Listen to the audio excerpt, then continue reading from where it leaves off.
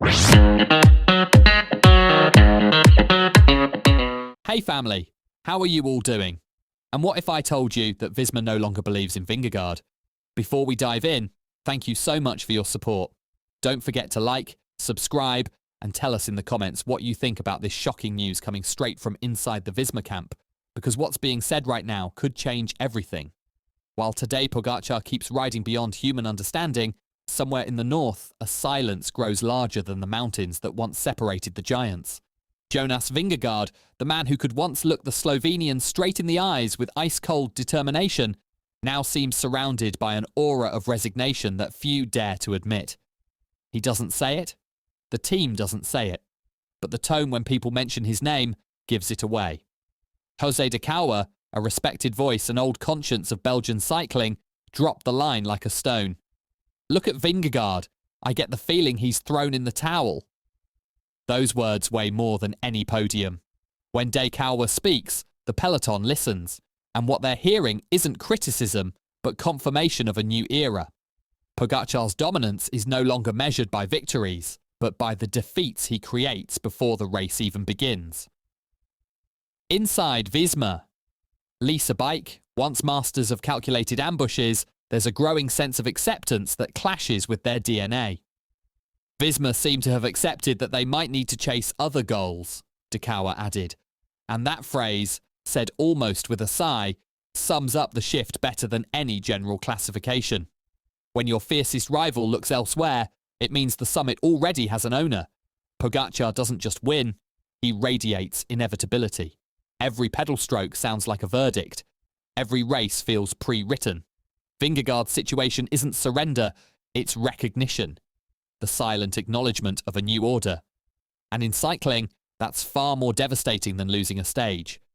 It's realising the story has already been decided, and no matter what you do, the Pogacar era is here to stay.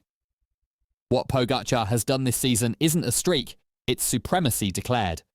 4 consecutive victories, all solo, all with the same ease that borders on the unreal. Sometimes it feels like he's racing under a different rule book. We saw it at the European Championships, on those French roads that became his personal canvas. 75 kilometres from the finish, he decided the script belonged to him, attacked, and simply vanished. That image, the impossible made routine, explains why the rest no longer race to beat him, but to avoid humiliation. Pogacar doesn't look for rivals, he looks for moments.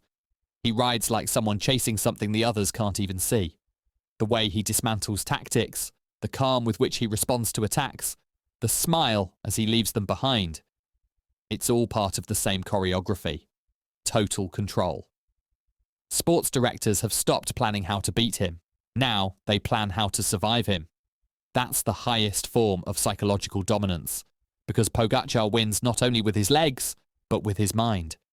Every start is a coded message to his rivals. I'm here, and nothing you do will matter. There's no weakness, no hesitation. Even on his so-called bad days, he looks like he's just training on live television. His superiority isn't just physical, it's emotional. He's stolen their hope. Each victory weighs more than gold because it leaves others speechless. It forces them to wonder when was the last time someone made him race defensively. The answer doesn't exist. Pogacar doesn't race. He overwhelms. And he does it with a calm smile that leaves no space for consolation. Across the peloton, no one talks about winning anymore, only surviving. Names that once carried fear now drift like shadows behind one man. It's silence that gives away surrender, that invisible murmur inside team buses when someone mentions Pogacar's name. José De Cauwer put it bluntly. There's no one who can tell me they've figured him out, because they haven't. That line explains it all. Pogacar doesn't just dominate with watts, he dominates the air, the conversation, the collective mind of the sport. Directors know their tactics crumble before they begin. And yet, one name still fights the current. Remco Evenepoel. The Belgian, beaten 3 times in a row by the Slovenian, still speaks like a man who believes in miracles. His move to Red Bull Bora Hansgrohe wasn't business, it was defiance. He wants a team moulded around him, a squad brave enough to stare at Pogacar without blinking. But so far, His fight feels like that of a lone rider pushing against the wind. Still, his stubbornness inspires. It reminds everyone that cycling breathes through impossible dreams. Meanwhile, others hide behind polite smiles and safer goals. Resignation has become the new uniform, and that's the clearest sign that we're witnessing something beyond sport. Pogacar has made doubt routine. When a rider makes his rivals question themselves before the start, he doesn't even need to attack. He's already won. That's the new language of modern cycling, and perhaps only Evenepoel still dares to speak against it. And while everyone keeps their eyes on Pogacar, in the north, a quiet shift is taking place. Jonas Vingegaard, the man who once shattered him in the Alps, may be preparing a move that changes everything. A debut at the 2026 Giro d'Italia. The rumours come from deep inside Visma. Lease a bike, and though no one confirms them, everyone understands. It's not escape, it's survival. After half a decade of tour battles, Vingegaard seems ready to take another road. The Giro wouldn't just be a new sporting challenge, it would be a symbol, a subtle acknowledgement that, for now, the Tour belongs to someone else. And coming from the one man who once broke Pogacar, that means something. It's the pride of a champion mixed with the clarity of a realist. He knows you can't keep hitting the same wall forever. The Giro could be his rebirth, not his retreat. Italy would embrace him as a northern warrior chasing new glory, but the symbolism lingers. The man who once haunted Pogacar's dreams now seeks his own destiny outside that shadow. Maybe it's tactical, maybe it's emotional, but it's undeniably human. In cycling, not every change is a defeat. Some are quiet ways of starting over. There's something poetic about imagining Vingegaard climbing through the Italian Dolomites, while Pogacar continues rewriting history in France. Two worlds that once mirrored each other, now drifting apart. He's not quitting. He's redefining himself. And even when a champion steps aside, the echo of his pride keeps sounding through the valleys. That echo is what keeps cycling alive. Cycling has always lived on contrasts, duels that split generations and define eras. But sometimes, one man becomes the measure of everything.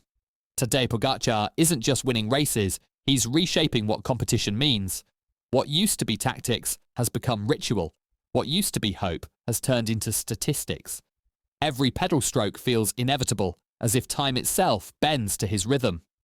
That's why De Cauwer's words hit so hard. Vingegaard seems to have thrown in the towel.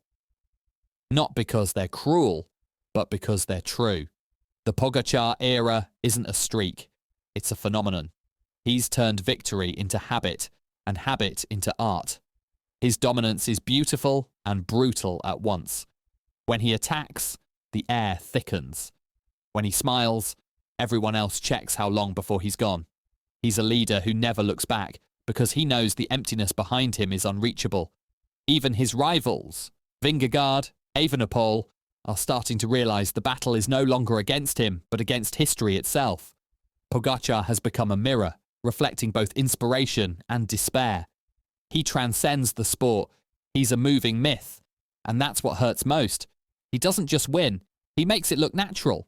Maybe, yes, we're living through the Pogacar era, the kind of dominance fans will speak of decades from now, when they recall how a young Slovenian changed cycling forever. Because beyond trophies and jerseys, there's something that can't be measured in watts or seconds. The power to inspire while conquering. And Pogacar, with that calm smile and fierce gaze, has done both.